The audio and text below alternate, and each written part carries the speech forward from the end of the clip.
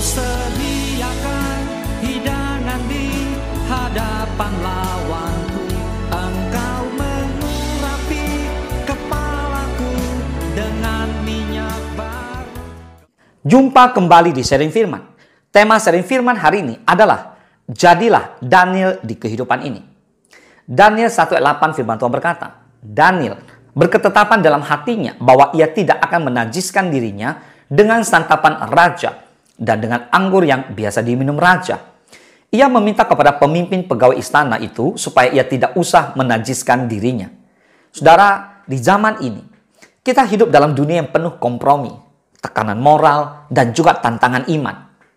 Dunia menawarkan kenyamanan, kesuksesan instan, dan gaya hidup yang sering bertentangan dengan kebenaran firman Tuhan. Dalam kondisi seperti ini, Tuhan Yesus merindukan setiap kita menjadi pribadi-pribadi yang tangguh, yang berintegritas seperti seorang Daniel. Seorang yang setia, berani, dan yang sangat dipakai Tuhan luar biasa karena berintegritas. Siapakah Daniel? Daniel adalah tawanan perang yang ditangkap Nebukadnezar yang bersama dengan orang-orang Yahudi dari golongan atas lainnya diangkut ke Babel untuk dididik dan dipekerjakan di pemerintahan. Daniel bekerja di bawah pemerintahan Raja Nebukadnezar, Belsyazar, dan Darius dari tahun 605 sampai 536 sebelum Masehi. Dalam bahasa Ibrani, nama Daniel berarti Tuhanlah hakimku. Mendengar surat perintah raja, Daniel tidak takut atau gentar sedikit pun, melainkan tetap menjaga integritas rohaninya. Dalam kamar atasnya ada tingkat-tingkat yang terbuka ke arah Yerusalem. 3 kali sehari Daniel berlutut, berdoa, serta memuji Allahnya seperti yang biasa dilakukannya. Tertulis di Daniel 6 ayat ke-11. Nah, apa yang diyakini dan dikatakan sesuai dengan apa yang dilakukan. Ia percaya tidak akan ada yang layak disembah lagi dan ditinggikan selain daripada Tuhan yang hidup, yang duduk di atas tatanya yang kudus di dalam kerajaan surga. Sesuai arti namanya, Daniel berkeyakinan bahwa Tuhanlah hakim yang adil, pasti sanggup menegakkan keadilan di tengah ketidakadilan. Berikut kita akan bahas tentang 4 sikap Daniel yang layak kita teladani, sehingga kita bisa jadi Daniel di zaman now atau zaman ini. Yang pertama, Daniel hidup dengan komitmen kepada Tuhan.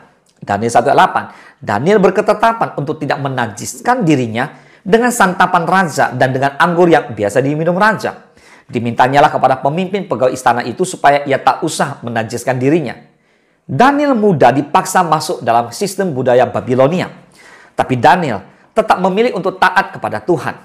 Daniel tidak tergoda sama sekali untuk menikmati makanan yang dilarang menurut hukum Taurat. Dan dengan sopan meminta jalan keluar. Nah, bagaimana aplikasi dalam zaman sekarang? Saudara, di dunia kerja, pendidikan, dan pergaulan, kita seringkali diperhadapkan pada pilihan yang bisa menajiskan hati dan pikiran kita. Jadilah orang yang tetap berkomitmen pada prinsip kebenaran, walaupun semua orang di sekitar kita memilih sebaliknya.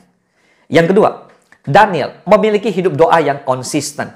Daniel 6 ayat 10 firman Tuhan berkata, demi didengar Daniel bahwa surat perintah itu telah dibuat, pergilah ia ke rumahnya. Dalam kamar atasnya ada tingkap-tingkat yang terbuka ke arah Yerusalem. 3 kali sehari ia berlutut berdoa serta memuji Allahnya seperti yang biasa dilakukannya. Perhatikan baik-baik. Daniel 3 kali sehari ia berlutut berdoa serta memuji Allahnya seperti yang biasa dilakukannya. Konsisten, dan itu adalah gaya hidup yang begitu luar biasa. Patut kita teladani.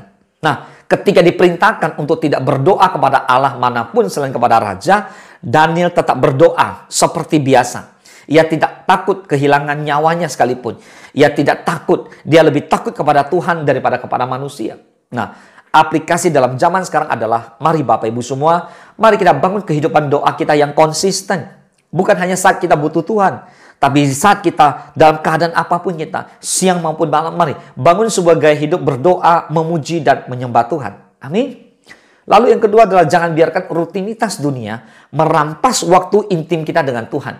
Jangan karena medsos, jangan karena hobi, kita jadi gak punya waktu untuk bersekutu dengan Tuhan. Mari terus luangkan waktu untuk memuji, menyembah, dan baca Alkitab setiap hari. Katakan amin. Dan yang ketiga, Daniel punya integritas dan tidak bisa disuap. Daniel 6 ayat 4 dikatakan, kemudian para pejabat tinggi dan wakil raja itu mencari alasan dakwaan terhadap Daniel dalam hal pemerintahan. Tetapi mereka tidak mendapat alasan apapun atau sesuatu kesalahan sebab ia setia dan tidak ada didapati sesuatu kelalaian atau sesuatu kesalahan padanya. Jadi artinya musuh-musuhnya Daniel tidak menemukan sebuah kesalahan apapun atau kelalaian apapun karena Daniel setia dan tidak dapati sesuatu kesalahan apapun pada Daniel. Musuh-musuh Daniel sangat kerja keras untuk menemukan kesalahannya. Tapi untunglah Daniel bekerja keras dan jujur dan setia. Nah, bagaimana aplikasi dalam zaman sekarang? Dalam pekerjaan dan pelayanan, mari kita teladani Daniel. Kita setia, kita jujur, bisa dipercaya. Kita tidak bermain-main dengan kecurangan. Mari kita jadi orang yang punya pribadi-pribadi yang tangguh seperti Daniel. Kemudian dunia membutuhkan teladan, integritas. Dan kita bisa menjadi itu. Kita harus berintegritas seperti Daniel. Katakan amin. Dan yang keempat, Daniel dipakai Tuhan untuk membawa pengaruh yang besar. Daniel 2 ayat ke-47 dikatakan, berkatalah raja kepada Daniel, sesungguhnya lah Allahmu itu Allah yang mengatasi segala Allah dan yang berkuasa atas segala raja dan yang menyingkapkan rahasia-rahasia, sebab engkau telah dapat menyingkapkan rahasia itu. Bapak Ibu semua, Tuhan memakai Daniel untuk menafsirkan mimpi, menyampaikan kebenaran, dan akhirnya mengarahkan hati bangsa kepada Tuhan. Meskipun ia minoritas, pengaruhnya sangat besar karena Tuhan menyertai Daniel. Bagaimana aplikasi dalam zaman sekarang? Yang pertama, jangan takut menjadi minoritas dalam iman.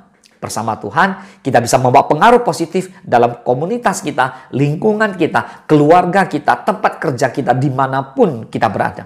Yang kedua adalah kesetiaan kita bisa membuka jalan bagi orang lain untuk mengenal Tuhan. Mari muliakan Tuhan dalam kehidupan kamu.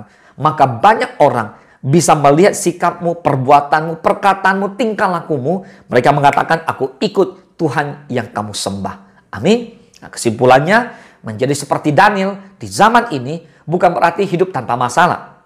Justru kita akan menghadapi berbagai tekanan, tantangan, dan ujian iman.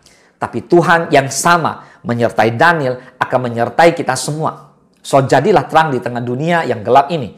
Teguhlah dalam iman, setialah dalam doa, dan kuatlah dalam integritas. Angkat tanganmu dan katakan pada Tuhan Yesus agar Tuhan Yesus mengajarkan saudara dan saya, menguatkan saudara dan saya agar kita bisa melangkah dengan iman seperti Daniel dalam hidup ini. Teguh dalam iman, setia dalam doa, dan kuat dalam kebenaran. Meskipun dunia menekan, kita punya kehidupan, ada kehidupan yang menyenangkan hati Tuhan. Biarlah Tuhan memakai hidup saudara dan saya untuk membawa terang dan kita menjadi garam dimanapun kita berada. Biarlah kita membawa pengaruh yang besar dan memuliakan nama Bapa di surga. Katakan amin. Tuhan Yesus memberkati.